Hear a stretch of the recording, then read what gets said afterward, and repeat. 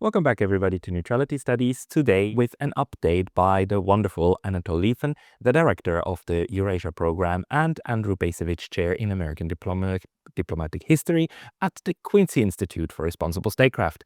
Anatol, welcome back. Hello, very nice to be back. Thank you very much for coming online again. I really wanted to pick your brain about the current situation, how you are viewing maybe first Russia and Ukraine, where this one is going, and then in a second stage also about Iran. But I mean, you've been writing about Russia and Ukraine for a long time, and I will never forget the essay that you wrote back in April 2022 about Ukraine's coming neutrality, which then didn't come because it was made impossible. But you were one of the people one of many people who said, like, look, this Ukrainian neutrality would solve the whole problem, and that solution never emerged. Where do we stand today, 4.5 years later? Well, I mean, on the neutrality issue, the former and the most successful Ukrainian commander-in-chief, General Zaluzhny, who was pushed out by Zelensky and sent to London into exile as ambassador, he this week came out with a statement saying, look, Ukraine is never going to get into NATO. They're never going to let us in. They're never going to fight for us. Therefore, we have to make alternative arrangements. Well, at their meeting in London, Germany, France, Britain, and Zelensky announced that Ukraine had to have still the right to join any military alliance. Well, the Russians have set that as one of their red lines, because given that they went to war largely to prevent that happening, if they accepted it, it would mean them accepting essentially defeat. So, I mean, why the European countries continue to insist on this? Look, I mean, if it's a bargaining counter, and you offer to give it up in return, say, for the Russians giving up the call for the demand for the rest of the Donbass, that's one thing. But to do that, you would have to actually open negotiations with Russia, which previously they completely rejected. Now they are sort of edging towards. But of course, there's a great problem here with the Europeans. I mean, Trump, it seems, is quite willing to, well, he has in fact accepted this as a point. But the Europeans have to come on board as well, because otherwise, the Russians fear with good reason, the Democrats win in 2028 and they tear up any agreement that Trump has made. So, this has to be a comprehensive deal. The Europeans are also, of course, calling for a preliminary ceasefire, an unconditional ceasefire, which is ridiculous. A, the Russians won't accept it. B, it would mean, a situation like between 2014 and 2022. It would be extremely unstable. It would be repeatedly violated, and very likely it would lead to a new war. So, the underlying causes of this war, including Russia's fear of NATO expansion and essentially being surrounded by NATO territory, have to be dealt with. But with the Europeans, of course, an additional and critical problem is that at what level do you conduct these negotiations? At the level of the European Union is completely impossible. The Balts and the Poles will block anything, and the idea of a European intermediary reporting to Kaja Kallas is absolutely ridiculous, of course. So it has to be the Germans, the French, and the British. And I think they are beginning, to edge towards that, but very, very hesitantly. And meanwhile, within you, sorry. Sorry, what makes you believe that they're inching toward it? I mean, there've been talks for a while. Oh, maybe we should appoint a special representative, blah blah blah. But then they never did. And recently, Keir Starmer in the UK left, but his successor doesn't seem any more willing to host talks at all. So is it a hope, or are there indications that the Europeans are actually seeing that this is not going anywhere? Well, it's been reported in the New York Times this week that last month the representatives of Germany, France, and Britain did meet with the Russians in Vienna. So, I mean, very much in private, of course, but talks some kind of talks have begun, which is, a positive sign in itself.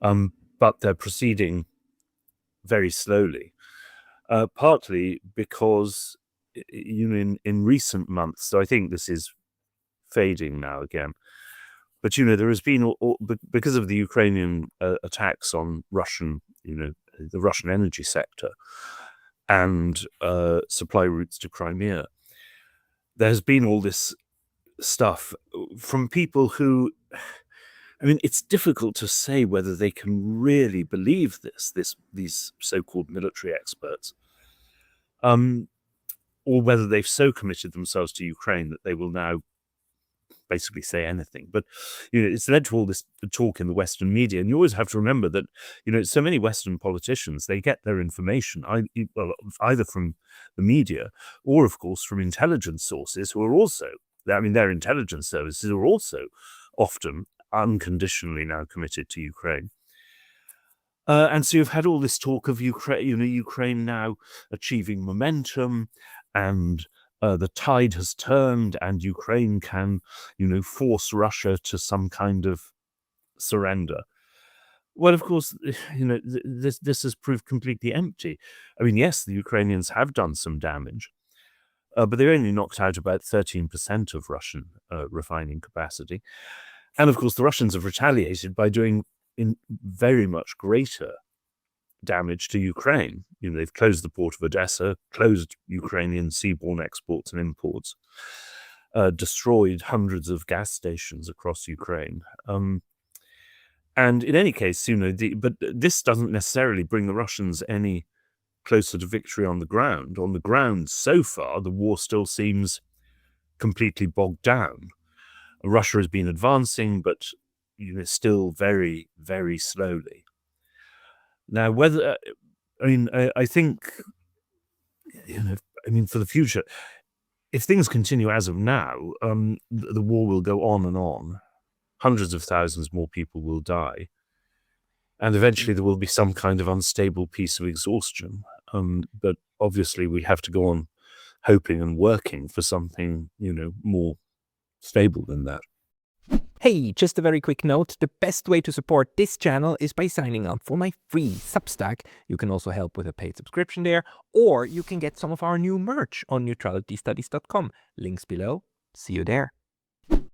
So what do you think will the strategy be? If now Mr. Zaluzhny actually said that, look, NATO has been dangled in front of our eyes like a carrot, in order to make us jump through hoops. If such an appreciation actually starts to spread in Ukraine, and it's clear like NATO will neither fight for us nor save us, there needs to be some form of arrangement.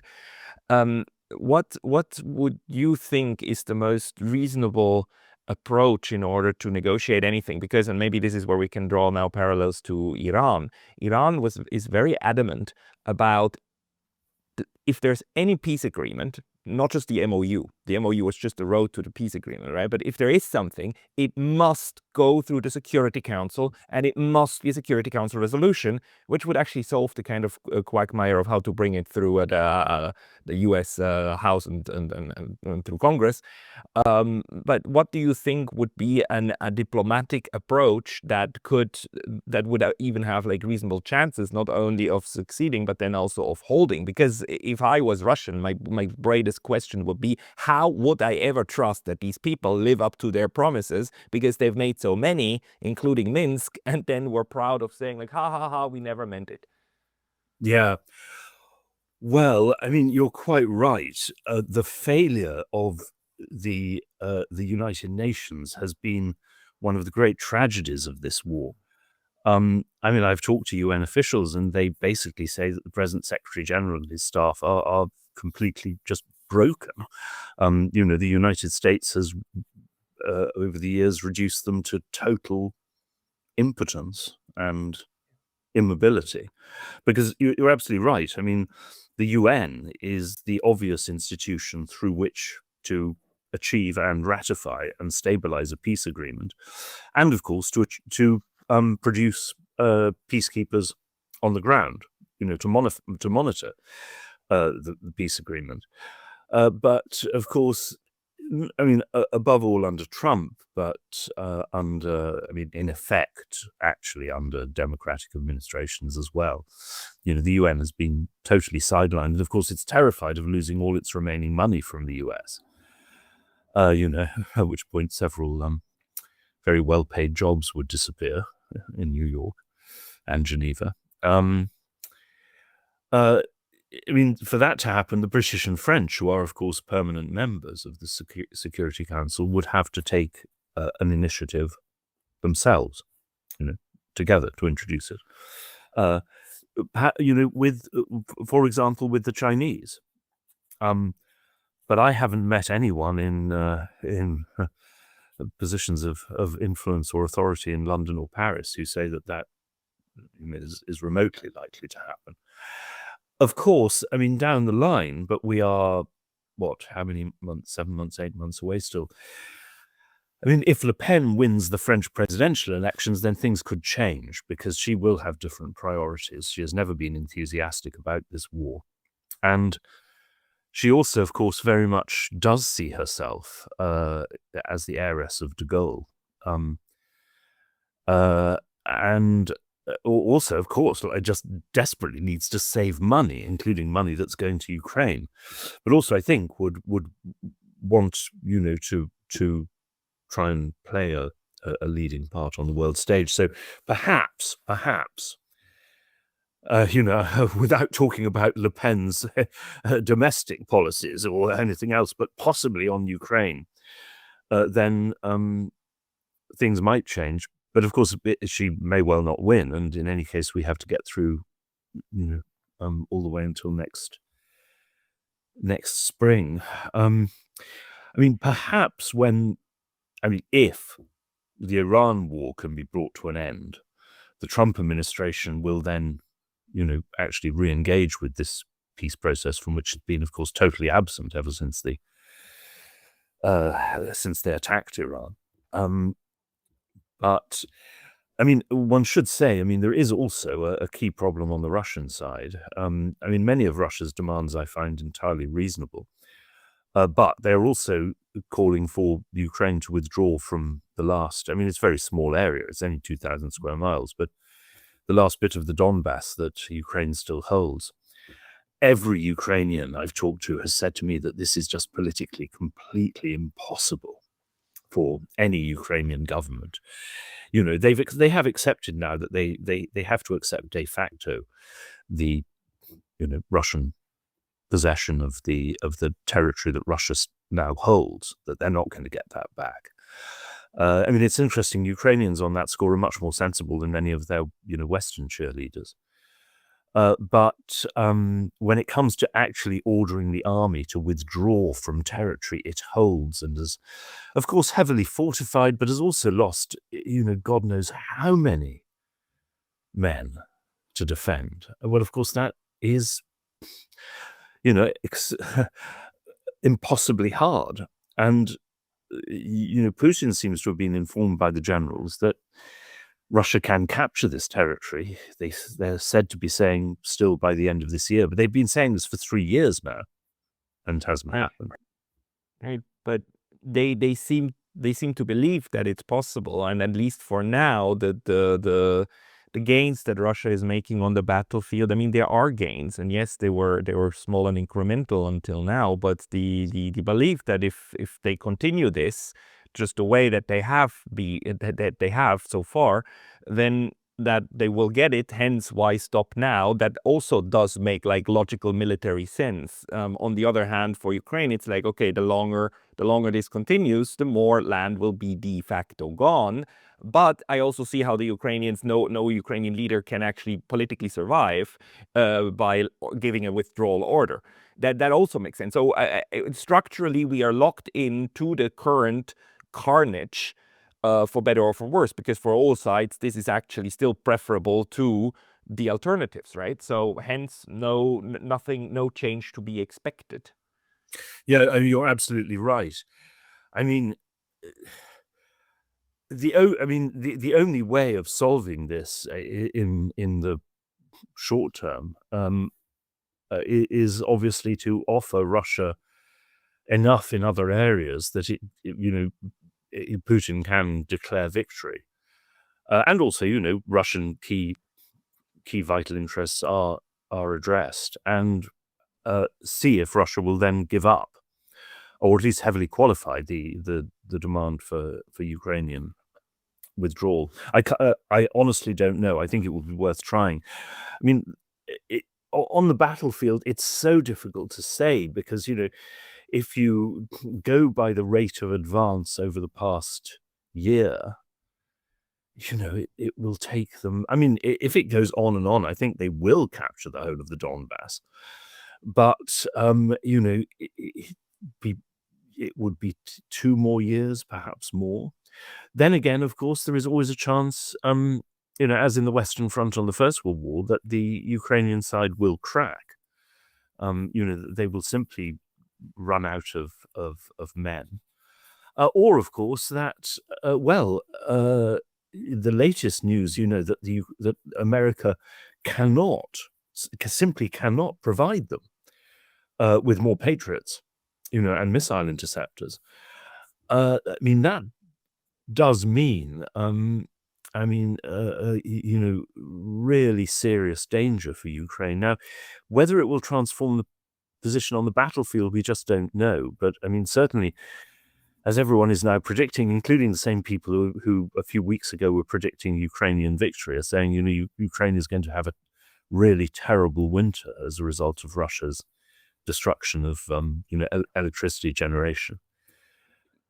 So, actually, I would like to ask you about this because, we are now in 2026 at this very, I think, in a new environment where, for the first time, it seems that the United States and NATO, with that, is running out of implements of war, and they are running out of this in the theater in West Asia with Iran, and they're running out in Ukraine. And that doesn't mean that they have no more means to do things, but the big kind of the very damaging missiles and also the defensive ones, they seem to be running out. And the US is for the first time ever running at the limit or beyond the limit of its military industrial capacity. We all thought the military industrial complex was limitless. You throw enough money at it, it throws enough weapons back. And now it's like, that's not the case anymore. Do you think that this reality will start changing some of the calculus, especially among the minds of the neocons? I mean, so far it doesn't seem like it, but they still talk as if though there was an infinite supply. But it's now getting very popular to actually talk about that. It's in the newspapers. At some point, they cannot ignore that anymore. I mean, look, maybe cumulatively this will have an effect on the neocons, but, Iraq, Afghanistan, Libya, had no effect. They just constantly crop up again. And of course, when it comes to the Middle East, they also have the support of the Israel lobby. But I think more is the fact that the Pentagon will have to start thinking differently. I mean, some of the generals who saluted and went along with this war in the old Japanese system would have killed themselves out of shame, because they knew, they actually did know the danger and how the Iranians were likely to react. And yet, nothing, of course, would persuade them to resign in order to prevent this. But yes, in a war with of course, a very strategically placed, but militarily speaking, third order power, Iran, America has been fought to a standstill and has run, as you say, has run out of its critical munitions. Well, I mean, they can't give more to Ukraine now. But whether that will lead them actually really to make a push for peace, or just, say, it's not our business, it's the Europeans' business, and leave them to it, I don't know. As long as they're so tied up with Iran, and as long as, of course, grotesquely, the US negotiating team for Ukraine was then switched to Iran. I mean, ridiculous. I mean, what serious government operates in this way? But of course, the other thing in the longer term is they bloody well better think, seriously about any prospect of going head to head with the Chinese in the Far East. They'd lose. They would lose. That's why it's so hard right now to see any kind of reasonable strategy. And there are people, in the commentariat in YouTube and wherever that say like, no, this is all like part of the grand strategy. Cut off China from the oil in the Middle East and make sure that you kill that you destroy as much of the energy infrastructure of Russia, because it will also starve China out of oil, while at the same time the US took over Venezuela and it's consolidating this, so it's all part of a grand plan. I think that's horribly overreading the situation. But Absolutely. there are even people on the pro-war side who would argue, well, actually things are going fine for us. Europe is 100% dependent on us. Their Nord Stream will never ever be a topic again. We bled out the Russians without a single US serviceman dying. Iran, we do this 3 or 4 more times. At some point they will break, and then China's next on the menu. I mean, there are people who think like that, but and from your experience in Washington, what would you say? Is that a way of thinking that's still popular? Well, I mean, this is, I think you're right. This is basically a rationalization of actions by Trump that were taken, for really other reasons. Right. And I mean, it's pretty clear that in the case of Iran, none of this was thought through. I mean, he was carried away by success in Venezuela and then persuaded and lied to by Netanyahu that this was going to be a pushover. I don't see any serious strategy behind this at all. And by the way, I mean, Chinese oil reserves have not merely, continued successfully to support the Chinese economy. They're supporting the economies of half of Asia by now. Yeah. So, I mean, if that was the strategy, it hasn't worked. Of course, I mean, if the war goes on and on and on and on, no doubt there will be serious damage to the Chinese economy. There will also be extremely serious damage to the world economy and European economies, and eventually the economy of the United States. I mean, the other thing, of course, is we have to see what happens in the US midterms. This war is extremely unpopular, and partly because it's being linked to inflation, especially of course of gas prices. Now, the Democrats are so utterly hopeless and divided. I mean, maybe they are still capable essentially of defeating themselves. But of course, if the Republicans suffer a really serious defeat in the midterms, and this is, widely attributed to the war in Iran, then perhaps, at least people in the Republican Party will think, maybe this wasn't such a good idea. I mean, we know by now that there's people who supported Donald Trump quite heavily who are now publicly breaking with him. We just had this very famous picture and statements by Tucker Carlson, Ro Khanna, what's her name, Marjorie Taylor Greene, Joe Kent, who all assembled at Tucker's house, took a picture and said like, well, we did the start of a movement.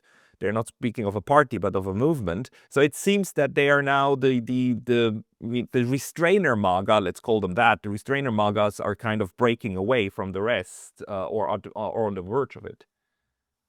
Well, in the long term, I think this could be very important. Although, we said this after the Iraq debacle, yeah, and after the Afghanistan debacle, and Trump has achieved such an iron grip over the Republican Party, and together with AIPAC has destroyed so many people who have tried to oppose him and oppose Israel. That for the moment, this is this is going very, very slowly. But I think for the future, very likely it will be, and it will be important. And of course, this is closely associated with the growing unpopularity of Israel, I mean, above all among the Democrats, where it's extremely striking, of course, in the younger generation, but to a lesser extent among the Republicans as well. And of course, Israel has been a critical factor behind the whole neoconservative movement. So That is very true. And in Israel too has now in a political turmoil um, that it needs to deal with, or that's going to come up. Actually, I asked Mohammad Marandi why Iran is currently not striking at Israel, right? They strike at all the Gulf states, but not at Israel. Why not do that? And his answer is, well, they are having so many problems right now. We rather don't disturb them because it causes them more problems than if we unite them against us right now. So let this play out, because they're gonna have. It's very possible that the Netanyahu government might actually fall, although I don't know how realistic it is right now, but it is on the cards. How do you see that developing? well, I mean, Netanyahu is, of course, now, yes, extremely vulnerable. But something that I worry about is within the Democratic Party, and to some extent within the Republicans as well, this tendency to blame everything that Israel has done and Israel's policy on Netanyahu. This is a way that people, in the Democratic Party, like Josh Shapiro, can pretend, to have changed their policies, their attitudes towards Israel, their support for Israel, when in fact only attacking Netanyahu, which really suggests that, when Netanyahu goes, they will attempt to use this basically to go back to, the previous approach. I don't think that will work, but that's certainly their attempt, because of course, Netanyahu going, well, are very welcome, no doubt. But if you look at the Israeli political scene and the configuration of the Knesset and the overwhelming attitudes, it must be said, of a majority of the Israeli population, there's no sign that him going will lead to a fundamental change in Israeli policies. Yes, I mean only a break of the United States with Israel could potentially lead to a serious political reconfiguration out of necessity. But that too, at least for the moment, and we're speaking today. What is it? It's the 7th of August, 2026. It's not likely to happen overnight, right? Even if there was mass protest inside the U.S. against this unholy alliance with Israel. Oh, yes, but I mean, I do think a future Democratic administration, with a much more powerful now left-wing movement within the party, and with the Democratic base, now running almost 75% against Israel, that will change the Democrats. I mean, the Democratic establishment will go down, will hang on and hang on and hang on and do its, as we see, in the primaries, its damnedest to maintain its existing positions. But the momentum does seem in favor of change. But it will take time, yeah. Yeah. And of course, it depends on whether the Democrats win. And as I say, given their, I mean, quite extraordinary ability to defeat themselves without, nothing is guaranteed. And what is your reading of what just happened this week in Ceuta in Spain, like this new migrant crisis? Do you think that will have a significant impact on the EU or on Europe? Like this, it was quite a lot of pictures Yeah. in the newspapers, right? So it seems it has stirred up a lot of people. Well, yes. I mean, it can very well contribute. Next month, we have elections in Eastern Germany. AfD is predicted to do extremely well, perhaps in at least one state, to make it impossible to govern without their support. And Le Pen, of course, the chances of Rassemblement National winning in France have been strengthened by this. I don't think there's any question whatsoever. And of course, part of the blame, well, obviously, it's being said by the right, but other European governments as well, is being attributed to the Spanish socialist government's amnesty or legitimization of large numbers of illegal immigrants in Spain, which does seem to have provided a pull factor. And then the decision of the Spanish court that you couldn't send asylum seekers back to Morocco. But, I mean, it is also being very widely reported that Morocco, probably on the urging of Israel and the United States, did this deliberately in order precisely to weaken Sanchez, because Sanchez has been in some ways, the only really courageous European government in opposing the Iran war and opposing Israel and Gaza. So I think this was also really a deliberately planned operation on the Moroccan side. Yeah, I had a discussion about this yesterday, and it does look like it. I mean, it's difficult to direct 60,000 people without actually planning it. That's even beyond the capacities of these human traffickers and so on, and actually not in their interest, because it would be bad business. Yeah, exactly. No, I mean there's ample evidence of the Moroccan hand in this. What we don't know, but I think can legitimately suspect, is the hand of Trump and Israel behind it too.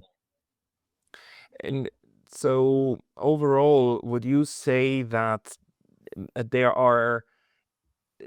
It's kind of bizarre, because it seems that. Oh, sorry. Can I just add something on that? You may remember that when the Spanish were withdrawing from Western Sahara, the way that the Moroccan government basically forced the Spanish to allow Morocco to take it over was by sending this huge mass of Moroccan civilians to overwhelm the border. And of course, the Spanish were not going to open fire to stop them. And this led to the forced incorporation of Western Sahara in Morocco.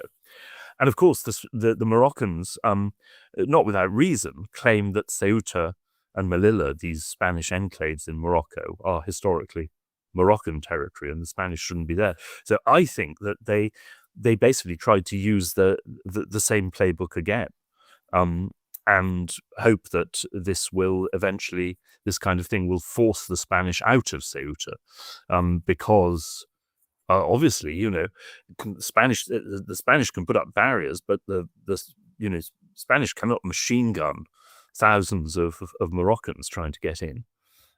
So I think this was a very so not just Israel and America, but I think it was a very, very carefully and even cleverly planned operation on the part of the Moroccan state.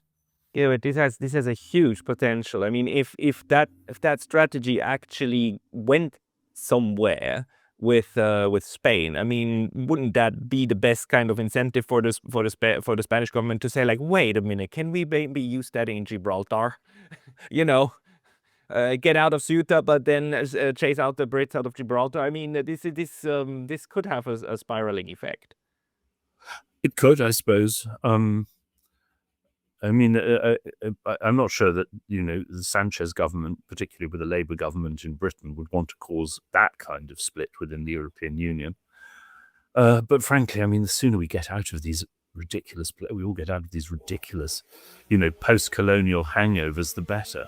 And we are back. There was some background noise, but Anatol moved to another room. So Anatol, just in order to kind of wrap up and maybe give some final thoughts about where we are in this August of 2026, because like the whole discussion we had just seems to indicate that we're stuck at every single front, stuck in West Asia, stuck in Ukraine, stuck with parties that cannot move either left or right, and stuck in Europe. So it seems that everything at the moment, there's just like the inertia, even though there's wars all around us, but the inertia seems to be quite catastrophic, actually, right?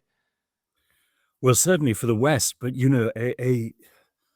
a saving grace is that the Chinese are behaving, thank God, very, very prudently.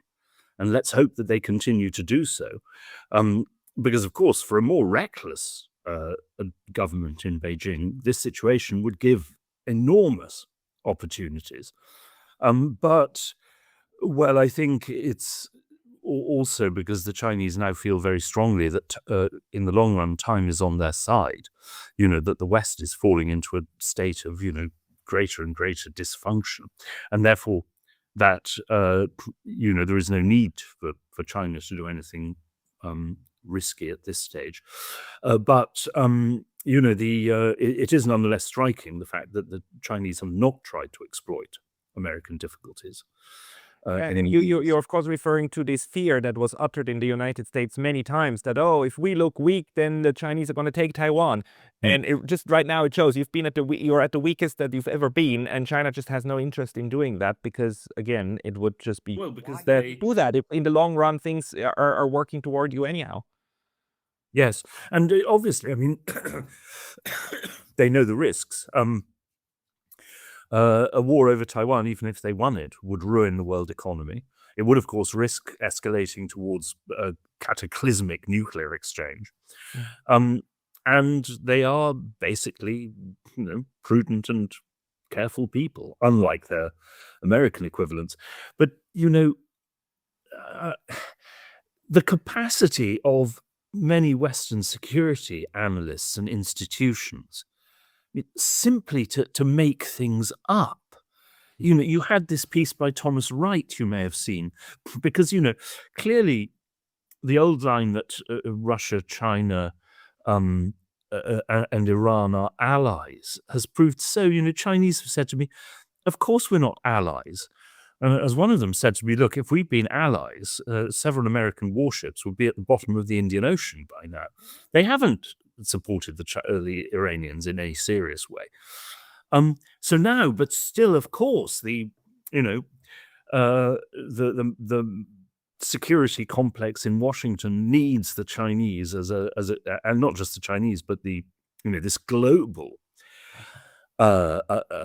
combination, essentially as the excuse for American military intervention and American military domination, of course, in order to resist this supposed, alliance of authoritarians. So now you have some Thomas Wright and others writing, well, yes, of course, it's not a formal alliance, but it is something even more dangerous because it's surreptitious, or because it's not an alliance, that means we're not afraid enough of it. And, the most utterly dishonest. And I mean, look, maybe people like him believe it because they have to believe it, to justify their own positions. But it does really raise the question of whether the United States and some other Western democracies are actually capable of learning. No, I would answer this with no. No, it's not. The whole system is made in a way that learning is prevented. It's beautiful piece right now in the New York Times saying, like, the difficulties of the Trump administration to read Iran. At the end of the day, it's a big misunderstanding. Had we had more intelligence, and then we could have, everything would have been averted. It's, a big misunderstanding. That's just liberal whitewashing of the violence of the empire, and that keeps going on. Well, yes, and even if you took this New York Times piece, at face value, how can it be that, as Daniel Ellsberg said, when they intervened in Vietnam, there wasn't one American official who could have passed a freshman exam in Vietnamese history or culture. And that has become a cliche, that they knew nothing about the country they were intervening in. Same thing with Iraq, same thing with Afghanistan, same thing with Libya. They knew nothing about what the areas that they were attacking, or the populations, or the attitudes. And now they've done it again in Iran. The only difference, and that does show a system which is incapable of learning from its mistakes. The only difference with Iran, of course, was that in this case they relied on Israeli intelligence. And I think the Israelis do actually have a better understanding of Iran, but of course they direct it towards goals which are completely different from those in the United States.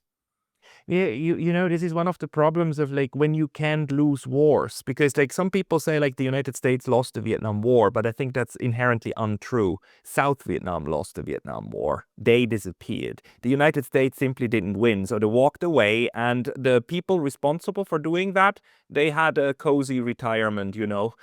It's like they get their pensions and whatnot. So the people who do not win these wars are not even eliminated from the political process. On the contrary, they're then like later on celebrated as, you know, older statesmen who do paintings like George Bush Jr., right? A cute, quirky guy. So, I mean, there's the system at the moment is just not geared toward any form of learning. Yes, and I mean, of course, the opposition to Vietnam was so much to do with the fact that American conscripts were fighting this war. I mean, now, you know, the soldiers who die, and of course also with all this reliance on, you know, on long-range bombardment, you know, not many soldiers do die. And so, yes, they think they can endlessly get away with this. And the as you say, the American system does not merely not punish them, it rewards them. So, you know, from a personal point of view, why should they change? There was, you know, an interview by Peter Beinart about surely, with Thomas Wright, actually, surely, given the professed beliefs of the Democratic Party, it cannot be right that that Biden administration officials who went along with what happened in Gaza should ever be re-employed by a Democratic administration. And he basically said, well, but that's up to the president. The president makes the choice. Moral responsibility doesn't exist.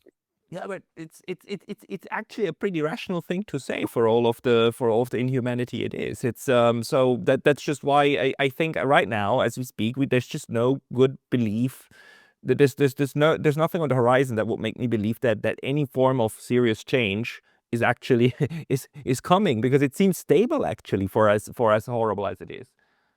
Yeah.